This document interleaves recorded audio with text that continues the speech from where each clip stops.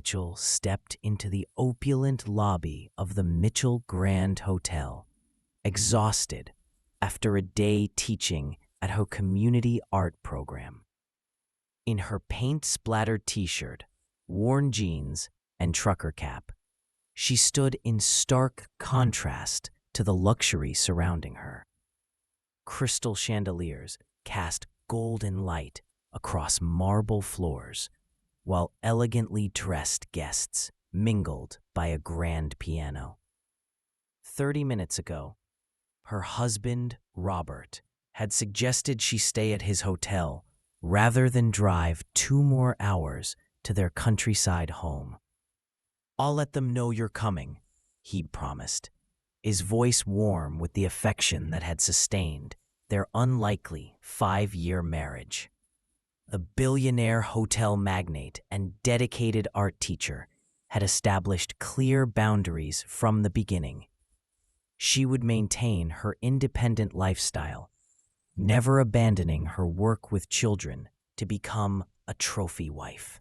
At the reception desk, Bradley, the immaculately dressed receptionist, surveyed Beth with obvious skepticism when she identified herself. "Do you have identification, madam?" he asked, his tone making his disbelief clear. Beth presented her driver's license. "Elizabeth Mitchell." Bradley examined it with exaggerated care before exchanging a look with his colleague, Emma. "And you say Mr. Mitchell arranged a room for you?" "Yes, just a few minutes ago. Robert Mitchell, he owns this hotel." The receptionists exchanged another look before Emma leaned forward. "Ma'am, this is a 5-star luxury hotel. Perhaps there's been some confusion." "There's no confusion. I'm Elizabeth Mitchell, Robert Mitchell's wife." By now, several guests were watching the exchange with interest. "Of course you are," Bradley replied with condescension. "And I'm the Queen of England." "Of course you are," Bradley replied with condescension. "And I'm the Queen of England." Emma stepped forward. "Listen, we get this occasionally. People think claiming a connection to the Mitchell family will get them special treatment. This woman is refusing to leave," he explained to Frank, the security guard. "She's claiming to be Mrs. Mitchell and causing a disturbance." As Frank reluctantly took Beth's arm to escort her out, Emma's professional mask slipped completely. "We don't serve the poor," she hissed, her words shocking in their naked contempt. Just as Frank began guiding Beth toward the exit, Robert Mitchell entered the lobby.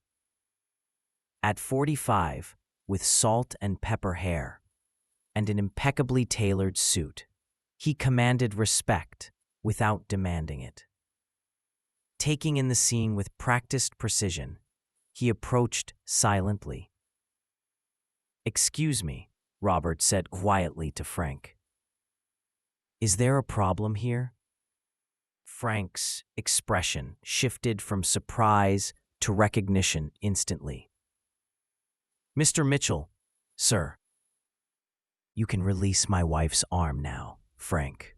The words sent ripples of shock through everyone within earshot. Bradley and Emma went completely pale as Robert placed a protective arm around Beth's shoulders.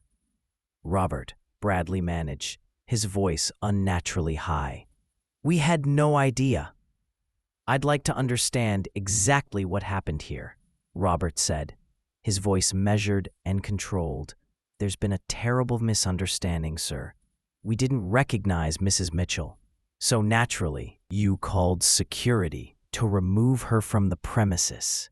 When Emma tried to explain that Beth didn't look like someone who would be Mrs. Mitchell, Robert addressed the entire lobby. Perhaps this is an opportunity for us all to reflect on how quickly we judge others based on appearance. After instructing Bradley, Emma, and Frank to meet him in his office, Robert and Beth took the private elevator to the top floor. Private elevator to the top floor. In his office, overlooking Portland's skyline, Robert faced the 3 staff members, while Beth sat quietly nearby. "I founded Mitchell Luxury Properties 15 years ago," he began. "My first hotel was a renovated motel in Seattle. I still remember cleaning those rooms myself. I started with nothing. My father was a janitor. My mother worked 2 jobs as a waitress." When Bradley tried to excuse their behavior because they didn't recognize Mrs. Mitchell, Robert interrupted. "That's precisely the problem." Instead of firing them, Robert announced a complete overhaul of training programs across all Mitchell hotels, focusing on eliminating bias. The 3 would be the first to undergo this training and then help implement it across all properties. Additionally, each would spend a day volunteering at Beth's art program. 3 months later, the transformation was remarkable. Guest satisfaction had risen 23% across all properties. Bradley had become the most passionate advocate for the Dignity for All initiative and was preparing to take it international. Emma had requested permanent reassignment to community relations, coordinating hotel internships for disadvantaged youth. Frank now personally trained all security staff, using his own experience as a teaching tool. A new plaque in the lobby read, "At Mitchell Luxury Properties, we believe true luxury." As Beth and Robert left the hotel together, she still in her casual clothes and trusty trucker cap, they reflected on how a painful incident had sparked meaningful change.